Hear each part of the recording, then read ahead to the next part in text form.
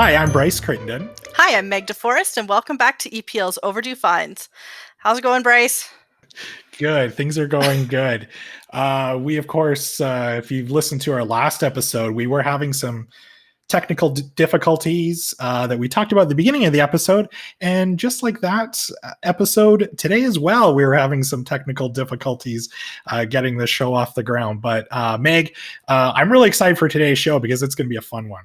I agree. I think this is going to be really interesting, not just for us, but I'm pretty sure that listeners will enjoy it too. I think so, yeah. Really don't think we'd try and put out an episode that we don't think listeners would enjoy, but... That would be a terrible idea. Let's just amuse ourselves and nobody else will have a good time at all. Yeah, the inside joke episode maybe. But no, today we are talking about, it's funny because the name of the podcast is Overdue Finds, and we always try to highlight maybe some lesser known titles in our collection or stuff that we're really all enjoying. But today we're going to go a little bit of a different route, and we're going to be talking about some might say the strangest finds maybe in EPL's collection.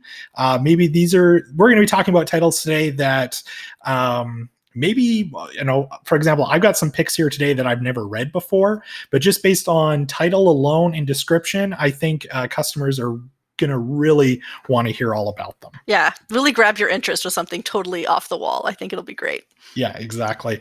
So joining us today, we've got two official friends of the show returning to Overdue Finds for the first time in a long time. So first of all, I want to welcome back Allison De Silva, who I think, Allison, this might be your fifth or sixth time on Overdue Finds, isn't it? Well, yeah, where's my blazer, Bryce? I know. We owe a lot of people blazers. Kate pretty much deserves like her own dressing room at this point, how many times she's been on the show. So you've definitely at least earned like an embroidered blazer out of all of your appearances. Okay, I'll be waiting for that. Maybe you can make it in one of the sewing machines at one of our branches soon. Definitely. Yeah, I think so. And actually, one of the main reasons you're here today is because a few weeks ago on our website, you had actually put out a list for some of EPL's strangest finds. So I joked around with you when I invited you on the episode that you are now going to be the official correspondent for Overdue Finds for anything weird, abnormal, and strange. So Allison, you are our you are our new go-to source for all of those things. I love it. I will love everything strange. So I'm happy to be that representative, and I'm happy to be back. And also joining us too. It's been a while since she's been on. I think you were last on our episode, Beth, when we were talking about strange travel tales or best road trip stories. So Beth Kilfoy, welcome back to Overdue Finds. How are you today? I'm really good. It's getting close to the weekend, so I'm really excited. It's supposed to be nice, so I might actually go outside, I'm like an indoor cat, so going outside is like slightly terrifying, but also good. I agree. It's funny because being kind of working from home here over the last 3 months, I've almost kind of it's funny because, yeah, it's beautiful outside, but sometimes I'll make excuses for myself not to go outside. I'll be like, it's a little windy today. Meanwhile, it's like plus 25. There's no reason why I can't go outside. Or there's a 20% chance of rain. Better not risk it. Yeah, I better stay inside for this one. Well, welcome back, everyone. I think we're going to have a great time today sharing some of, I guess, the strange finds in our collection that we did discover. So before we get started, of course, let's chat about our recent overdue finds. Beth, I'm going to actually start with you on this one. What have you been enjoying lately? Sure. I just finished listening to the audiobook of Heroes by Stephen Fry last week. So it's Stephen Fry's retelling of Greek myths, and it's focused on some of the major heroes like Perseus and Heracles and Theseus. And I'm not usually a big audiobook listener, but because the myths are really familiar, it feels a little bit more comfortable. Plus, Stephen Fry is just an amazing narrator. He does voices for all the characters, and he's got that great British accent. So if you like Greek myths, or if you just like Stephen Fry, it's really great. He also narrates the previous book to this one. You don't have to like listen to them in order, or you can pick one, but the previous one to this was called Mythos. And it was sort of more like the creation myths in Greek mythology. So they're both great. Nice. From what I know we've talked a lot about this on the show, about audiobooks and how the performance by the narrator is so incredibly important.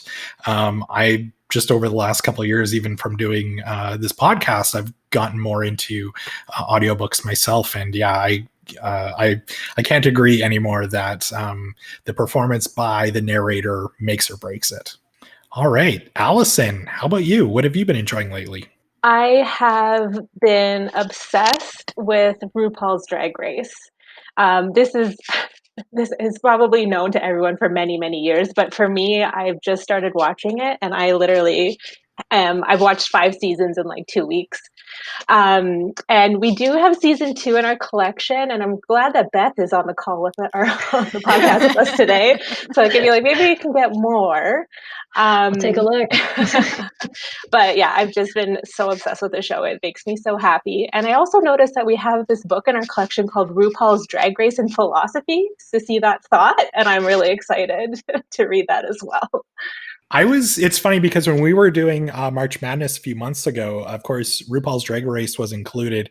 And I actually thought it might be one of those ones, dark horse titles, if you will, to kind of go all the way just based on the popularity. I couldn't believe, first of all, how long it had been running already and just how many seasons there were. But it's one of those shows that seem to get like more popular as it gets older. Yeah, it's amazing. Like, I actually started watching it from season 12, and I'm watching it backwards. So it's been really interesting to watch it that way, and just seeing how the show has evolved over time. But it's incredible. Nice. Meg, how about you? What have you been enjoying lately? Well, with the recent announcement of Hamilton coming out on Disney Plus, I was definitely feeling musical theater mood kind of overcame me. So I dived into theater and video on our website, which I think a lot of people don't realize is even there. And I ended up watching Sweeney Todd with Neil Patrick Harris, which is, again, something I don't know that people realize is there. And just it's kind of a stripped down version where it's just sort of like this actors and this symphony all on the stage together, and there's not like a bunch of sets.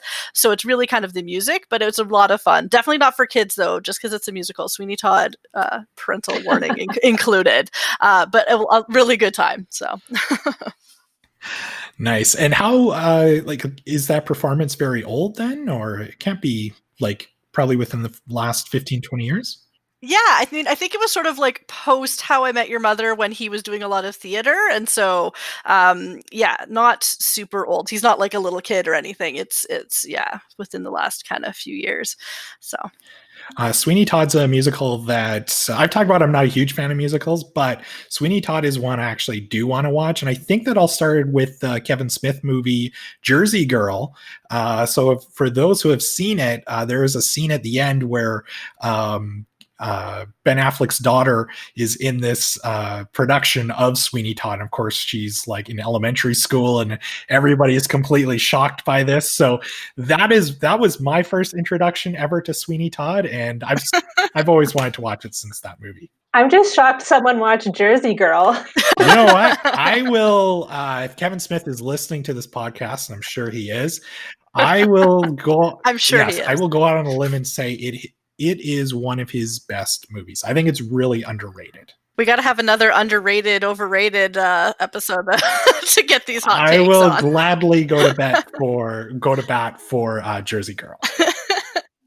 So other than Jersey Girl, what are you other than Jersey Girl watching these days? Actually, mine this week is a graphic novel. I recently heard about this on Twitter, and then I noticed that it finally came out, and that's a graphic novel. It's in our Hoopla collection right now, called Superman Smashes the Klan. So yes, it's exactly what you get from the title. It's basically Superman versus the Ku Klux Klan. Now, how this book came together is really interesting because in the 1940s, there was a Superman radio serial that was really popular, and this was actually a series of those episodes. So what they did, obviously, is they went back, listened to these, and have now turned it into a 3-issue graphic novel set. So, of course, the story also takes place in the 1940s, and it's about an Asian family who moves to Metropolis. And basically, after they move there, the Ku Klux Klan decides to terrorize the family and attack the Daily Planet. Naturally and thankfully, Superman gets involved and takes on all bad guys. So it's a really interesting story. Interesting the timing of it too, coming out. I believe it just came out a few weeks ago. So if you're looking for something a little different, and it's a Superman story that not that many people know about, and just based on the title alone, I imagine that a lot of people will be interested in picking it up. So you can read all 3 issues right now through Hoopla. That's really interesting. I think the history too isn't one of the creators of Superman was Jewish, and so I think it's sort of there's probably those underlying elements that maybe people don't see kind of there all the time. That's really cool. So, as we teased at the top of the show, we're talking about some of the strangest titles that you can borrow from us here at EPL. We're going to be sharing our picks for today for the strangest books, movies, and music. Before we get started, I have to ask. Now, Allison, I'm going to start with you on this one. Did you have any criteria that you looked for when you were making your picks for today's episode? Yes. So my criteria or my interpretation of strange was based largely on the content. So for me, it was material that was completely original, unique, unusual, unexpected, and experimental. So if it was unlike anything that I had ever read, seen, or heard before. Beth, how about you? I know you've come in CMA, you come across a ton of interesting titles. So what for you? How did you narrow your list down today? Well, working in collections, I do often run across really strange things, especially because I do nonfiction. Like, nonfiction gets some really weird stuff. So for me, it's mostly just like trying to remember titles for things that I've like seen while ordering that I find really funny or just really odd, or like, I can't believe this got published kind of stuff. Like, you hear so many stories about like books being denied publication for so long before they finally get published. And then I order some of these things and I'm like, how? Who decided this needed to exist? But I'm glad they did. So it's just sort of things I've seen coming across my desk in the range of my work. And Meg, I know too, working out of you're a community librarian. So working out of branches, you see also too a ton of stuff coming in and going out from customers. So was there, when we talked about doing this episode, was there titles right away for you that you were like, oh my God, we have to talk about this one?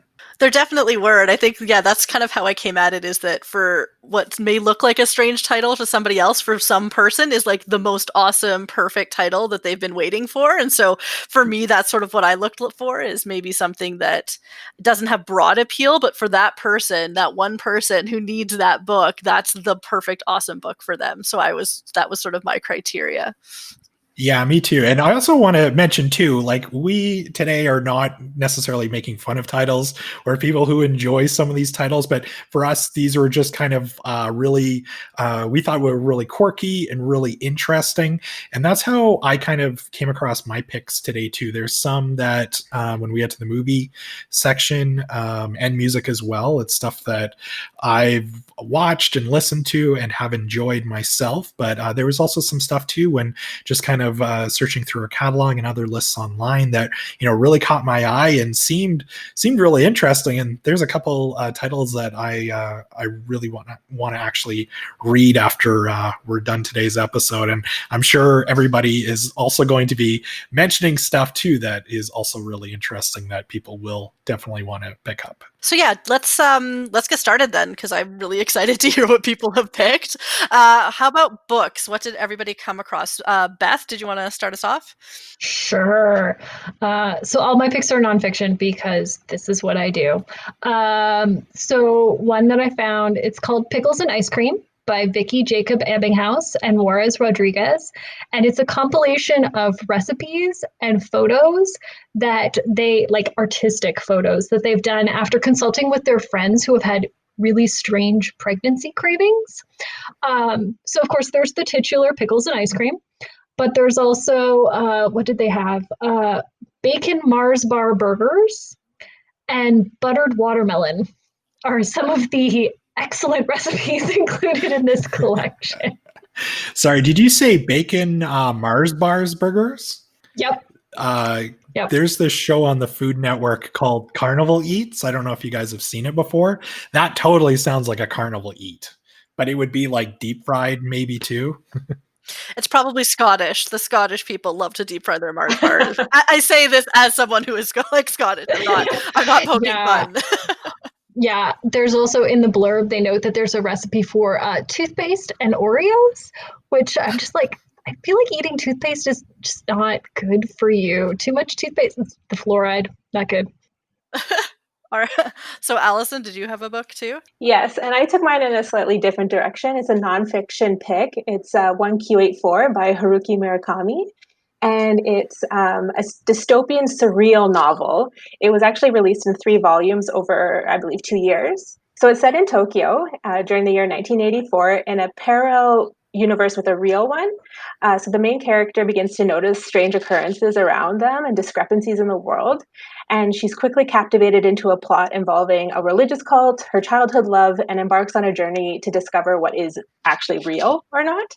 And it was just such, I read this like many years ago and I kind of want to explore it again. I love, maybe it's just a sign of our times, but I'm really interested in like multiverse and parallel universes and different timelines. So I highly recommend it. That sounds awesome. Yeah, I remember when that book came out a few years ago. It was on a ton of lists for best book of the year, and I saw it everywhere. I think we had like a ton of copies, or we probably still do as well. But the title you mentioned does it have the other 2 books in it, or they named something totally different? No, I believe it was released in North America as 1 volume, like including all 3 in the series.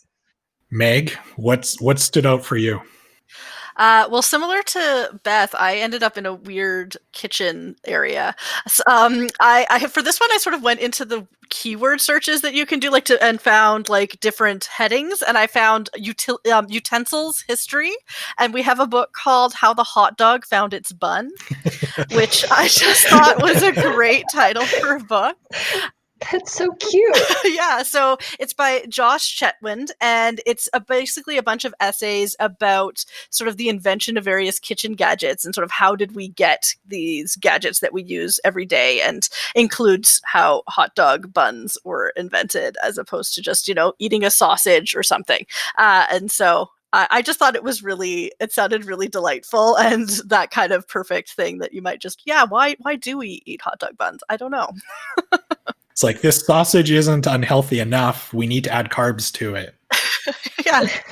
And I need a better vehicle to get like the condiments on it and get it into my mouth. There's got to be a better vehicle for this to happen with. There's a children's picture book lurking in that title somewhere of like a sad, lonely hot dog looking for its bun. I think so. Someone needs to make that. Okay. Well, there you go, listeners. There's your challenge. So, Bryce, what did you find? I have to admit, there's a book in our collection. It's been brought up before on the show that I'm surprised nobody mentioned. And that one is called Crafting with Cat Hair by Kaori. I had it on my list, but I saved it. I put it on my list because I was like, well, guaranteed somebody's going to bring it up, but just in case, I think it's really important we talk about this book. Beth, do you want to, I guess, let listeners know a little bit more about this unique title? It's basically exactly what it sounds like. So it is crafts that you can make with the cat hair that your beloved furry friends leave in your house or that you brush off of them, depending on what your cat's fur is like. It's weird. I had to promote that book this week, actually, to my aunt because she mentioned that a neighbor of hers had made a tea cozy out of their dog's hair. And she said it was a really strange decision because now your tea smelled like wet dog. And that was not maybe the best decision. And so I said to her, well, if you're looking to like branch into this exciting world of crafting with pet hair, we do have this book. So there is a person for whom that book is written. When I worked in another library system, which I will not name, I was doing some collections maintenance, and there was a book I pulled from the collection that was knitting with cat hair. So you would make your own yarn out of the cat hair and then make really ugly 1980s sweaters out of it. That is impressive. Like, cat hair is not long. Like, that is, wow. Yeah. It's some dedication. You really love your cat. Or you're really hard up for yarn. I mean, isolation, man. Yeah. There's been a lot of time for that cat hair to build up.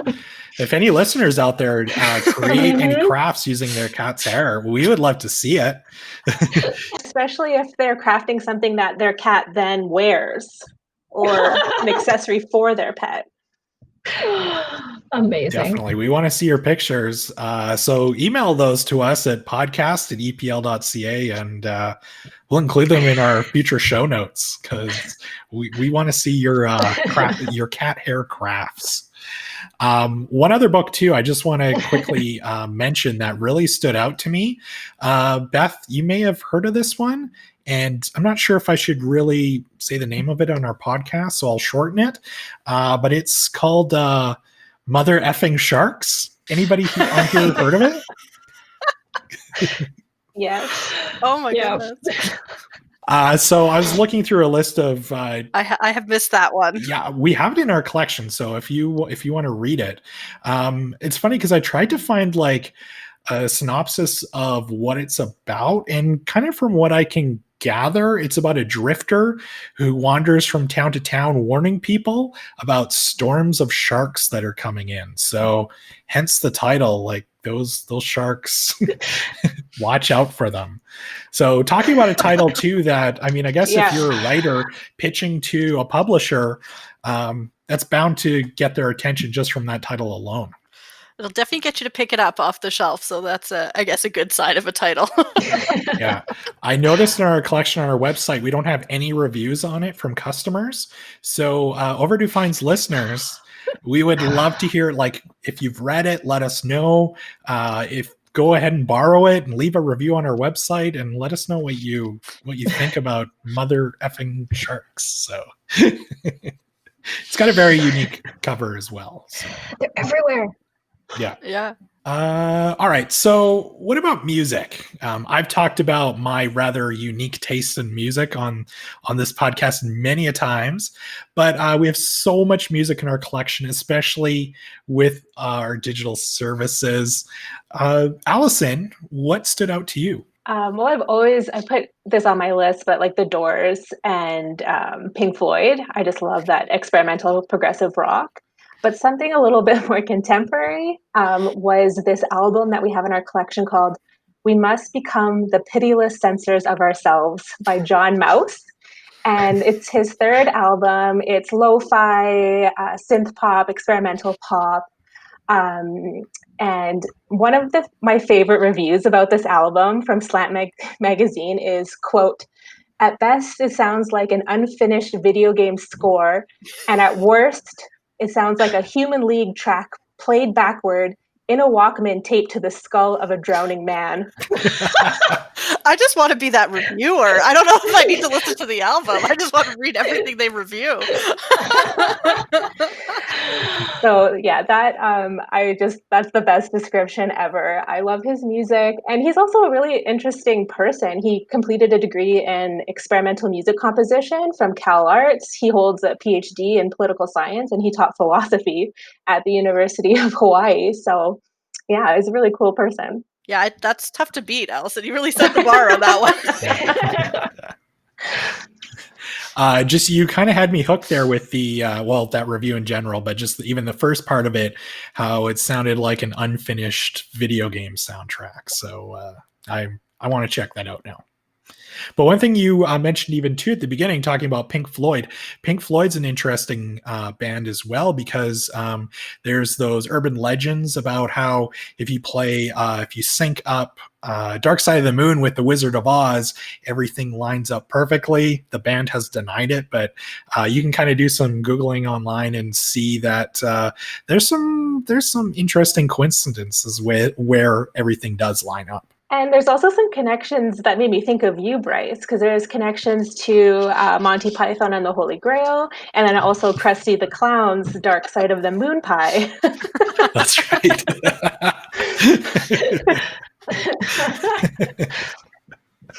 Nice. I love the things that you're known for, Bryce. I know. Like Monty Python and Simpsons. It's not, I mean... Yeah, pretty much.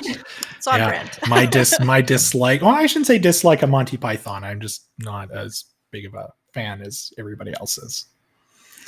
So, Beth, how about you? What music really caught your attention? I listen to classical music pretty regularly, and so I did some searching in our catalog and discovered we have an album called Symphonic Rock in the Naxos Music Library.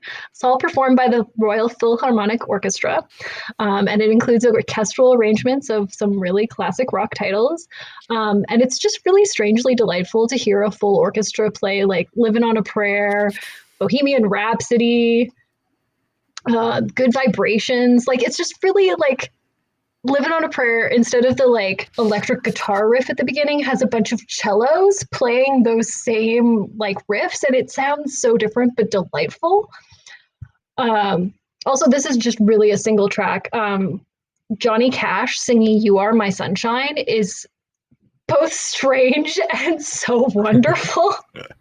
I discovered it on Spotify, but we do have it in Hoopla on his Unearthed album. So if you want to listen to Johnny Cash sing You Are My Sunshine, I highly recommend it. I can't get my head around done that. When he was, I think it was done when he was like older, because he's got that like old man tone. It's not the song and artist mix you would expect. That's pretty amazing. Yeah, I know that's when he recorded Hurt was then. I was just going to say, that sounds like it could be like nightmare fuel as well. You have this really dark, deep Johnny Cash voice singing You Are My Sunshine, and I think you could have nightmares to that. I'm going to have to listen to it. I mean, think about the Please Don't Take My Sunshine Away line. Like, that could just go really dark. Well, and the version that I usually listen to, it's like they have some like post-recording chatter of him like talking with the people in the booth, and he's like, yeah, I did that in one take. I've done that before. We're done. And it's just so delightful. Meg, how about you? What did you discover? It was sort of a tough choice. And I mean, similar to Beth's, I don't know if everybody knows about the Rockabye Baby series, but I feel like I couldn't not mention them. So the Rockabye Baby is a bunch of lullaby versions of like basically songs that adults and parents would have known their teenage youth. And so one of them we have is lullaby renditions of the Beastie Boys songs. And I just think that is such a like strange mix of like, when they were writing these songs, did they think, you know what, in 20 years we're definitely going to have a lullaby album out of this? Like, that's what we're aiming for. And so I mean, there's lots of other artists that we have in that collection, but I definitely recommend checking out the Rockabye Baby. Like Lady Gaga, we definitely also have as lullabies, which I just think is delightful. So yeah, that actually came right into my mind, and I was thinking of like Nirvana's songs as a lullaby as well. Yeah. I have to ask, as a Beastie Boys fan, which Beastie Boys songs are on there? Oh, you're gonna like make me go deep dive in here. Let's see if I can get the whole list here. No, I have it. I'm sure it does. I don't know. I don't. I lied. We don't have it. Our website doesn't list song titles super well. Sorry, Beth. Okay. I wasn't going to call you out there, but it doesn't. That's not me. That's cataloging. I just can't imagine putting a song like Sabotage into like a nursery rhyme for A kids. lullaby beat. Yeah, pretty much. Well, maybe you'll have to check it out there. I'm going to. Yeah. Yeah. But it's interesting too that I'm not sure how that works with licensing songs and everything, but it's kind of cool. I would imagine those artists would have to then agree to license their songs for that sort of thing. So yeah, I think that's pretty cool. I did manage to pull up the track records. Oh, you did. Oh. I did. It does include Sabotage. Even more to look forward to. Also, Fight for Your Right, which I'm just like, is that really a song you need right before you go to sleep? I mean, obviously, the change of lyric is "fight your right to party," like to potty. Like that's it. It's party to potty. I don't know what you're doing, Beth. Like right there. It's just. So yeah, I don't know. You're We'll just have so creative. Thanks. But yeah, worth checking out. What about you? If you weren't falling down the rabbit hole of strange lullabies, just that idea that you just had a fight for your right to potty. Do you know who would really enjoy that? Weird Al Yankovic. So that's my pick Yes. for kind of weird, strange, offbeat music. I don't know about you guys, but growing up, whenever there would be like a new like Weird Al Yankovic video, that was such a big deal. So for those of our younger listeners, basically what Weird Al Yankovic would do is he would take popular songs and kind of riff on them and kind of make a parody of them. And the best part of Weird Al Yankovic's music, though, was the music videos. So he would do Eat It instead of Beat It by Michael Jackson. And he also had from the late 90s, where we have here, Amish Paradise, or Like a Surgeon, or we just mentioned Lady Gaga, so we have Polka Face in there. But we have a ton of Weird Al music in our collection. You don't really have any artists like that anymore, and I think it's one of those things where one day, where if he unfortunately decides to hang up the accordion, I don't think we're ever going to see another Weird Al Yankovic again. And I think it's kind of some music too that I'm not sure if somebody else came along to try and do it, if it would be nearly as popular, because really he came up in that kind of in the 80s when stuff like Mad Magazine was really popular, and a lot of parodies were, where you don't see that stuff too much right now. Weird Al just makes me think there is a short-lived ABC sitcom called Galavant. And while we don't have the show in our collection, we have the soundtrack. It was a musical sitcom. I think Meg has watched this because I made her. yeah. Weird Al Yankovic guest stars in a couple episodes as a singing monk, and he is delightful. The whole show is delightful and very, I think would probably fit into this, strangeness.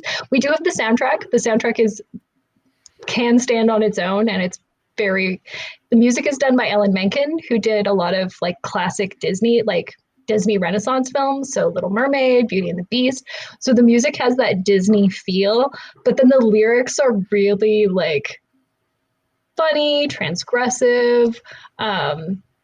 It's just really delightful. There was that whole chunk of time where suddenly everybody had to be a musical. Like Ally McBeal had all of those musical episodes. I don't know what was going on in TV land, but it was like somebody flipped the switch and said, you know what we need? More musicals. I was clearly not consulted on this decision, so that's fine. I'm like, no, we do not need more musicals, but I was voted down. That's okay. That was it. Yeah. For the one and only time that your demographic didn't make the decisions. That's right. All right. I think are we good to keep going, guys? We are. Yeah, we're good to All keep right. going. That was really good. So we have we're going to wrap up on our movies today. So what movies did you find that surprised you? I think, Beth, do you want to go first? Sure. I ordered the documentaries for EPL. So part of my job means I get to watch trailers because a lot of like film descriptions are not really great. Like they give you 2 or 3 sentences and you can't really tell what the film is about or what the film's going to look like. So we look at reviews and stuff, but I also get to watch movie trailers for work. It's a hard life sometimes. So some that I've ordered recently are just documentaries on like really strange topics that you wouldn't even think like someone would make an entire like 90 to 2-hour film. So one of them is called Stuffed. It's a documentary about taxidermists and the art that goes into the work that they do. The trailer's really great. I highly recommend if you go on IMDb, you can watch the trailer for it. But there's some really great stuff about like how one of the taxidermists they talk to, he's like, yeah, I do not bring up my job on first dates. That's like a 3rd to 5th date kind of thing. It's like, because that's just not what people want to talk about. I don't know that there's ever a good time to bring up that you're a taxidermist. But some of the like work that they show it's gorgeous. I mean, like if you go to a natural history museum, you can definitely see this kind of stuff. Like if at the Royal Alberta Museum, they have some really beautiful pieces. But it is like really strange to think about the work that goes into creating that and making these animals who are dead look lifelike. And it also just has this fantastic cover of like a flamingo inside a glass like domed case. It's like the case over the rose in Beauty and the Beast. It's just really strange looking, but delightful. The other one, I don't know if I'm going to get through this. It's called I Pastafari, and it's a documentary about the Church of the Flying Spaghetti Monster. I know it well. And it's like a serious look at like the members of this religion trying to get the same considerations that other members of religious groups get. Because if you're a member of this group, apparently you wear like a pasta strainer on your head. You sure so based do. on the trailer, there's a lot of them trying to like get their passport photos while wearing this. So it's like it's depending on your point of view, there's a lot of different views on this particular religion. But I just really love their symbol of the flying spaghetti monster. It's kind of cute. Have you seen the documentary? I haven't. I have just watched a trailer. I think it just got released recently because I just ordered it like maybe a few weeks ago. But if you wait for when holds start to become available again, you can sneak in there right away.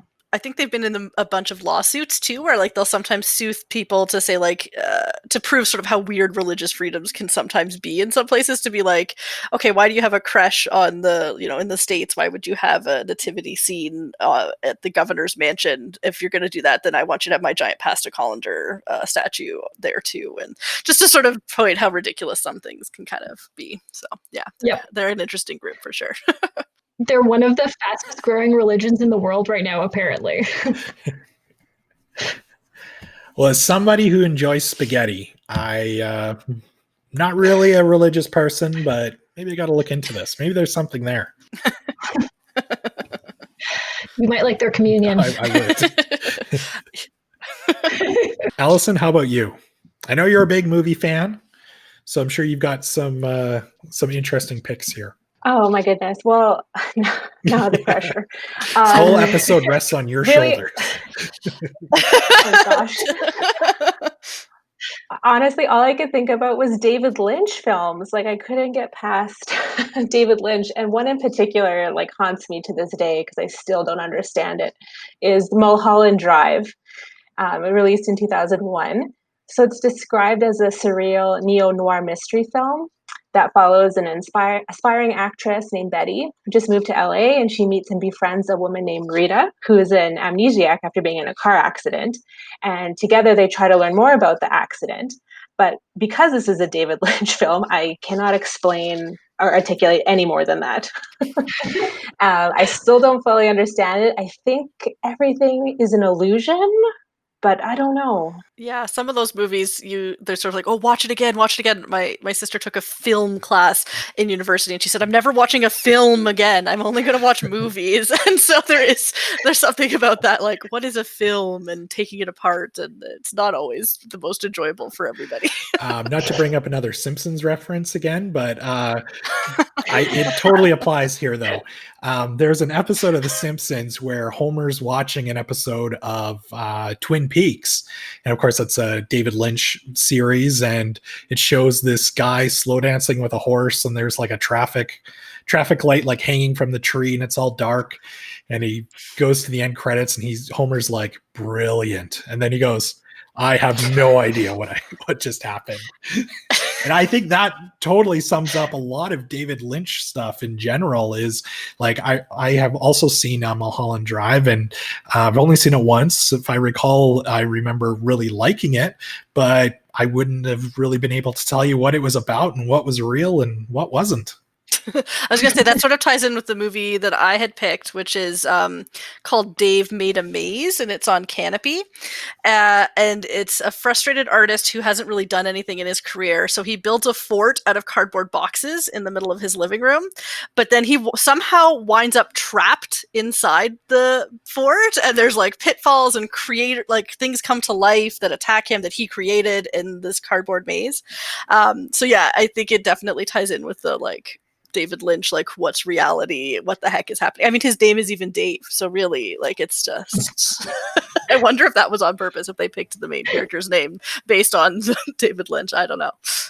That must be a really big living room then, if you're getting lost in your maze of cardboard forts in there.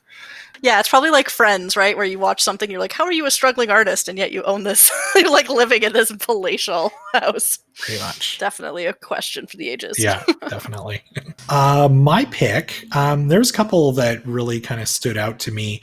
The one is a horror movie that I think during our Halloween episode I mentioned I was really looking forward to watching, and I did watch it, and it's actually a pretty good movie, but it's easily one of the strangest movies I've ever seen, and that's Midsummer. Has anybody else watched that? Allison? Yes, of course. Yeah. It's amazing. And I went to Sweden about 3 years ago, and I just now I want to go back. You want to go back? Interesting. After watching that movie, I do. So for those who might not be familiar with Midsummer, of course, it's from Hereditary director Ari Aster, and it's basically about a group of friends who travels to Sweden to visit this fabled Midsummer festival. When they get there, things start to get a little bizarre, and I will leave it at that. I don't want to reveal too much about the movie, but it's one of those movies where it's a very slow. There's a very slow build, but essentially once stuff kind of kicks in, you are trapped. And as a viewer, you totally feel like you are also in this nightmare that these other characters are in as well.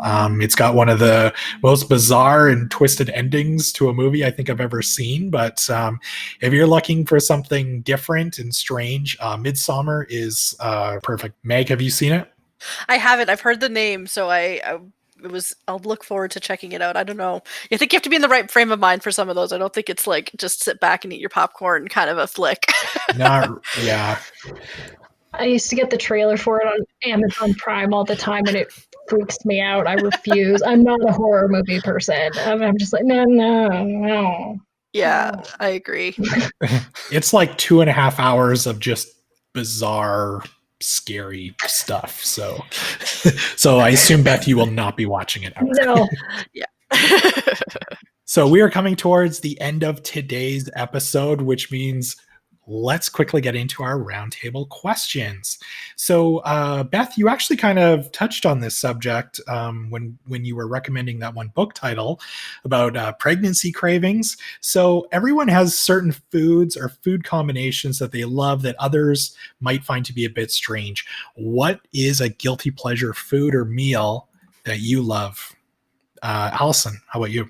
Well, okay, I was thinking about this, and I honestly don't think that any of my picks are all that strange, but I'll put it out there anyways. A lot of it has to do with like fruit and cheese, or like fruit on pizza, fruit and salad, or like bacon and sausage with maple syrup. Yeah, I feel like that's not strange though. No. Meg, just a hard no. No, actually, I said I do marmalade and bacon on toast, and some people think that's really weird, but I think it's the same thing as like Hawaiian pizza. It's like that salty meat and sweet thing. So, no, I get it. Now, Allison, you mentioned fruit on pizza. I'm not a big fan of pineapple on pizza, but is there other types of fruit that you enjoy putting on pizza? Well, ironically, I don't like pineapple on pizza, but I do. So I should be more specific, like pear or figs, or grapes. Interesting. You had me with the pear, but the grapes you might have lost me on. I don't know. Yeah, you lost me on figs as well. That one's a bit out there. Fig and honey. Oh my gosh, it's so good with like prosciutto or something. It's delicious. That sounds extra fancy. I'm like, I'll just have an all-meat pizza, please. Just double up the meat. That's what we're looking for. Throw the whole pig on there, please. Yeah. Beth, how about you? Some of the oddities, and these are things I've inherited from my parents. Peanut butter and applesauce on either pancakes or Eggo waffles. It's really good. And then the one that tends to get the strangest looks is cheese sandwiches. So like just like sliced cheddar cheese on bread with slices of raw garlic. Which I don't know, Beth. It's really great if you're coming down with a cold. It just like kills everything. I don't know. It's an acquired taste. I'm not gonna lie, but I really enjoy it. I was gonna ask if your husband thinks it's as good as you think it is. I made him try it once. I think the problem was he sliced the garlic too thick. You got to slice it pretty thin. But yeah, no, he was like, why? Oh. Why? I love garlic, but that might be a bit much even for me. Still, the one that weirds me out that I do not acquire is my dad likes peanut butter, mayonnaise, and onion sandwiches. And I don't understand. No, I wish I would have just taken a screenshot of that because we all kind of had this look on our face like that is one of the most... I know, sometimes it's too bad it's a podcast. Yeah, listeners, trust us, none of us were impressed by that last one at all. So Beth's dad, if you're listening, we apologize, but that does not sound very good at all. All right, Meg, how about you? So this is one that my sister and I used to do for movie nights as kids, and I don't know where we got the idea, but we would take a giant bowl of popcorn and we would take Jell-O crystals and shake them on top of it to make like sweet popcorn. And so you would just like add the butter and then the Jell-O crystals would stick to it as like, instead of like caramel like popcorn or something like that, but you would have like strawberry Jell-O on top of your popcorn. And so it's something that like every time she and I visit, because she's in Ontario, one of us has to like get the Jell-O so we can do Jell-O popcorn, because we're the only people in the world who eat it. Everybody else thinks it's completely nuts. So we've tried to like indoctrinate others into it. We're like, it's really great. They're like, you're just weird. This is not. I don't know. Yeah. I think that's awesome. My friend makes a popcorn with marshmallow and crushed Oreo, and it's delicious. It is really good. Like, I don't think I'm making that up, but Meg's gonna have a meeting with Cineplex Odeon and try and sell her Jell-O idea to them and watch for that. But I have to ask though, the texture on that 100%. Popcorn with the Jell-O mix, is it like just make it like super crunchy then? No, it kind of melts, like especially if you kind of put the hot butter on first, the crystals kind of melt into the hot butter.